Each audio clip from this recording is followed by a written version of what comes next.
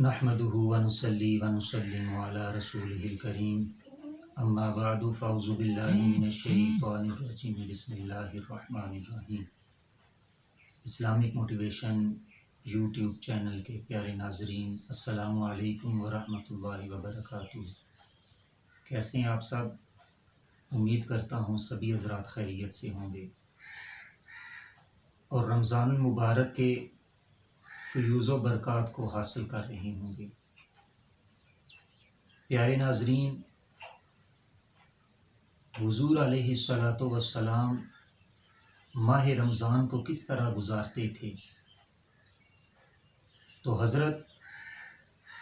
سیدنا سلمان فارسی رضی اللہ تعالیٰ عنہ فرماتے ہیں کہ ماہ شعبان المعظم کے آخری دن حضور علیہ الصلاۃ والسلام نے ہمیں خطبہ ارشاد فرمایا۔ تو حضور علیہ الصلاۃ والسلام نے فرمایا کہ اے لوگو، تمہارے پاس ایسا رحمت اور برکت والا مہینہ جلوہ گر ہو رہا ہے کہ اس میں ایک ایسی رات ہے کہ جو 1000 مہینوں سے بہتر ہے، اور اس مہینے کے جو روزے ہیں وہ اللہ تبارک و تعالی نے فرض فرمائے ہیں، اور اس کی رات میں قیام یعنی تراویح ادا کرنا وہ سنت ہے۔ جو اس مہینے میں اپنے غلام یا اپنے ماتحت سے کم کام لے گا، اللہ تبارک و تعالی اس کی بھی بخشش فرما دے گا۔ اس مہینے میں جو شخص کسی کو روزہ افطار کروائے گا تو یہ اس کے گناہوں کے لیے مغفرت ہے، اور اسے جہنم سے آزادی بخشی جائے گی، اور اس روزہ افطار کروانے والے کو بھی ویسا ہی ثواب ملے گا جو روزہ رکھنے والے کو ہے، اور اس کے ثواب میں بھی کوئی کمی نہیں کی جائے گی۔ تو صحابہ کرام نے عرض کی، یا رسول اللہ صلی اللہ علیہ وسلم، ہم میں سے ہر شخص کوئی چیز نہیں پاتا کہ کسی کو روزہ افطار کروائے۔ تو حضور علیہ الصلاۃ والسلام نے ارشاد فرمایا، تو اللہ تبارک و تعالی یہ ثواب ہر اس شخص کو دے گا جو کسی کو ایک گھونٹ دودھ، ایک کھجور یا پھر پانی کے ایک گھونٹ سے ہی روزہ افطار کروائے۔ یہ وہ مہینہ ہے کہ جس کا اول یعنی پہلے 10 دن رحمت کے ہیں، اور اس کا درمیان یعنی درمیان والے 10 دن مغفرت کے ہیں، اور آخر یعنی کہ اس کے آخری جو 10 دن ہیں وہ جہنم سے آزادی کے۔ اور جس نے کسی روزہ دار کو پیٹ بھر کر کھلایا تو اللہ تبارک و تعالی اسے میرے حوض سے ایسا گھونٹ پلائے گا کہ اس کے پینے کے بعد وہ کبھی پیاسا نہیں رہے گا، یہاں تک کہ وہ جنت میں داخل ہو جائے گا۔ حضرت عمر فاروق رضی اللہ تعالیٰ عنہ فرمایا کرتے تھے کہ اس مہینے کو خوش آمدید کہ جو ہمیں پاک کرنے والا ہے، اور اس مہینے میں خیر ہی خیر ہے، خواہ وہ دن کا روزہ ہو یا رات کا قیام ہو، اور اس مہینے میں خرچ کرنا ایسے ہے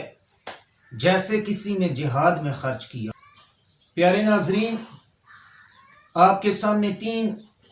روایات پیش کرتا ہوں کہ جس سے آپ حضرات کو اندازہ ہوگا کہ حضور علیہ الصلاۃ والسلام ماہ رمضان کو کس طرح گزارتے تھے۔ جب ماہ رمضان تشریف لاتا تو حضور علیہ الصلاۃ والسلام عبادت الہی کے لیے کمر بستہ ہو جاتے، اور پھر سارا مہینہ اپنے بستر پر نہ تشریف لاتے۔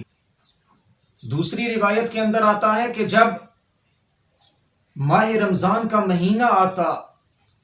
تو حضور علیہ الصلاۃ والسلام کا رنگ متغیر ہو جاتا، یعنی تبدیل ہو جاتا، اور حضور علیہ الصلاۃ والسلام عبادت الہی میں مشغول ہو جاتے، نماز کی کثرت فرماتے، گڑ گڑا کر دعائیں کرتے، اور خوف خدا آپ پر طاری ہو جاتا۔ تیسری روایت کے اندر آتا ہے کہ جب رمضان المبارک کا مہینہ آتا تو حضور علیہ الصلاۃ والسلام ہر قیدی کو رہا کر دیتے، اور جو بھی حضور کے در پر سوال لے کر آتا تو حضور اسے خالی ہاتھ کبھی نہ موڑتے۔ تو پیارے ناظرین، اس میں کوئی شک نہیں کہ کچھ ہی دنوں بعد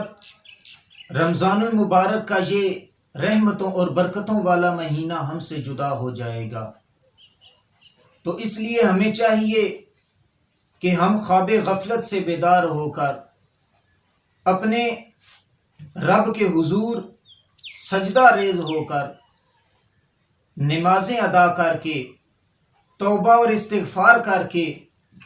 ذکر و اذکار کر کے، اور حضور علیہ الصلاۃ والسلام پر درود و سلام بھیج کر، نمازیں پڑھ کر، تراویح کی نماز ادا کر کے،